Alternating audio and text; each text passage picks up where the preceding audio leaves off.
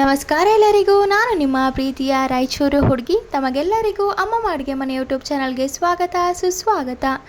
ಇವತ್ತಿನ special recipe ಏನಪ್ಪ ಅಂದರೆ ಮನೆಯಲ್ಲೇ ಇನ್ಸ್ಟೆಂಟಾಗಿ ಕೇಕ್ನ ಯಾವ ರೀತಿ ಮಾಡೋದು ಅಂತ ನೋಡ್ಕೊಂಡು ಬರೋಣ.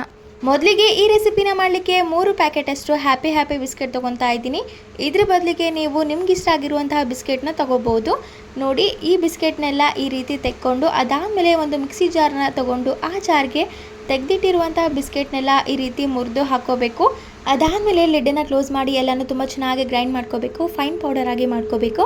ನೋಡಿ, ಈ ರೀತಿ ಫೈನಾಗಿ ಪೌಡರ್ ಮಾಡ್ಕೊಂಡು ಆದಮೇಲೆ ಒಂದು ಮಿಕ್ಸಿಂಗ್ ಬೌಲ್ನ ತೊಗೊಂಡು ಆ ಮಿಕ್ಸಿಂಗ್ ಬೌಲ್ಗೆ ರುಬ್ಬಿ ಇಟ್ಕೊಂಡಿರುವಂಥ ಮಿಶ್ರಣವನ್ನು ಹಾಕ್ಕೊಂಡು ಅದಾದಮೇಲೆ ಸ್ವಲ್ಪನೇ ಹಾಲನ್ನು ಹಾಕ್ತಾ ಇದನ್ನು ಕಲಿಸ್ತಾ ಹೋಗಬೇಕು. ನೀವು ಬಿಸ್ಕೆಟ್ನ ಗ್ರೈಂಡ್ ಮಾಡುವಾಗ ಬೆಲ್ಲ ಅಥವಾ ಸಕ್ಕರೆ ಹಾಕಿ ಕೂಡ ಗ್ರೈಂಡ್ ಮಾಡ್ಕೋಬೋದು. ಸ್ವಲ್ಪ ಜಾಸ್ತಿ ಸ್ವೀಟ್ ಬೇಕು ಅನ್ನೋರು ಅಥವಾ ನಾರ್ಮಲ್ ಆಗಿ ಸ್ವೀಟ್ ಇರಬೇಕು ಅನ್ನೋರು ಬರೀ ಬಿಸ್ಕೆಟ್ನ ಮಾತ್ರ ಗ್ರೈಂಡ್ ಮಾಡ್ಕೋಬೇಕು. ನೋಡಿ, ಈ ರೀತಿ ಸ್ವಲ್ಪ ಹಾಲನ್ನು ಹಾಕ್ತಾ ನೀಟಾಗಿ ಕಲಿಸ್ಕೊತ ಹೋಗಬೇಕು. ಯಾವುದೇ ರೀತಿಯ ಗಂಟು ಇರಬಾರ್ದು, ಆ ರೀತಿ ಕಲಿಸ್ತಾ ಹೋಗಬೇಕು. ಇದಕ್ಕೆ ನೀವು ಈನೋ ಪೌಡರ್ ಆದರೂ ಹಾಕೋಬೋದು ಅಥವಾ ಬೇಕಿಂಗ್ ಸೋಡಾ, ಬೇಕಿಂಗ್ ಪೌಡರ್ ಕೂಡ ಹಾಕೋಬೋದು. ನೋಡಿ, ಹಾಲನ್ನು ಹಾಕಿ ಇಷ್ಟು ಕನ್ಸಿಸ್ಟೆನ್ಸಿ ಆದಮೇಲೆ ನಾನು ಬೇಕಿಂಗ್ ಸೋಡಾ ಹಾಕ್ತಾಯಿದ್ದೀನಿ. ನಾನಿಲ್ಲಿ ತೊಗೊಂಡಿರೋದು 3 ಪ್ಯಾಕೆಟಷ್ಟು ಬಿಸ್ಕೆಟು. ಇದಕ್ಕೆ 250 ml ಅಷ್ಟು ಹಾಲು ಹಿಡಿಯುತ್ತೆ. ನೀವು ಜಾಸ್ತಿ ಕ್ವಾಂಟಿಟಿಯಲ್ಲಿ ಬಿಸ್ಕೆಟ್ನ ತೊಗೊಂಡಿದ್ರೆ ಜಾಸ್ತಿ ಕ್ವಾಂಟಿಟಿಯಲ್ಲಿ ಹಾಲನ್ನು ಹಾಕೋಬೋದು. ನೋಡಿ, ಎಲ್ಲನೂ ತುಂಬ ಚೆನ್ನಾಗಿ ಕಲಿಸ್ಕೊಂಡು ಅದಾದಮೇಲೆ ನೋಡಿ, ಒಂದು ಚಿಕ್ಕದಾಗಿರುವಂಥ ಕಂಟೈನರ್ನ ತೊಗೊತಾ ಇದ್ದೀನಿ ಅಥವಾ ಟಿಫನ್ ಬಾಕ್ಸ್ ಅಂತಲೂ ಹೇಳ್ಬೋದು. ಇದನ್ನು ತೊಗೊಂಡು ಇದಕ್ಕೆ ಸ್ವಲ್ಪ ಎಣ್ಣೆನ ಗ್ರೀಸ್ ಮಾಡಿ ಅದಾದಮೇಲೆ ಸ್ವಲ್ಪ ಹಿಟ್ಟನ್ನು ಡಸ್ಟ್ ಮಾಡ್ತಾ ಇದ್ದೀನಿ.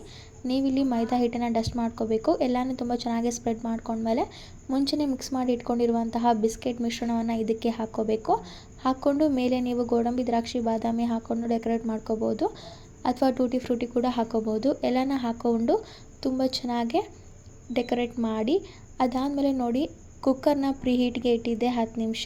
ಅದಾದಮೇಲೆ ಅದಕ್ಕೆ ಇಟ್ಟು ಒಂದು 15 ನಿಮಿಷ ಇದನ್ನು ಬೇಯಲಿಕ್ಕೆ ಬಿಡಬೇಕು. ಮಧ್ಯೆ ಈ ರೀತಿ ಚೆಕ್ ಮಾಡ್ತಿರಬೇಕು ಟೂತ್ ಪಿಕ್ಕಿಂದ, ಅದು ಬೆಂದಿದೆ ಇಲ್ವಾ ಅಂತ.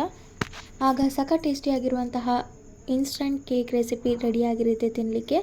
ಇದ್ರ ಮೇಲೆ ನೀವು ಚಾಕ್ಲೇಟ್ ಸಿರಪ್ ಕೂಡ ಹಾಕ್ಕೊಂಡು ಡೆಕೋರೇಟ್ ಮಾಡ್ಕೋಬೋದು. ಸೊ ನೋಡಿದ್ರಲ್ಲ, ಇದಾಗಿತ್ತು ಇವತ್ತಿನ ಕೇಕ್ ರೆಸಿಪಿ. ಈ ರೆಸಿಪಿ ನಿಮಗೇನಾದರೂ ಇಷ್ಟ ಆಗಿದ್ದರೆ ಅಮ್ಮ ಅಡುಗೆ ಮನೆ ಯೂಟ್ಯೂಬ್ ಚಾನಲನ್ನು ಲೈಕ್ ಮಾಡಿ, ಶೇರ್ ಮಾಡಿ, ಕಮೆಂಟ್ ಮಾಡಿ ಹಾಗೂ ಸಬ್ಸ್ಕ್ರೈಬ್ ಮಾಡಿ. ಧನ್ಯವಾದಗಳು.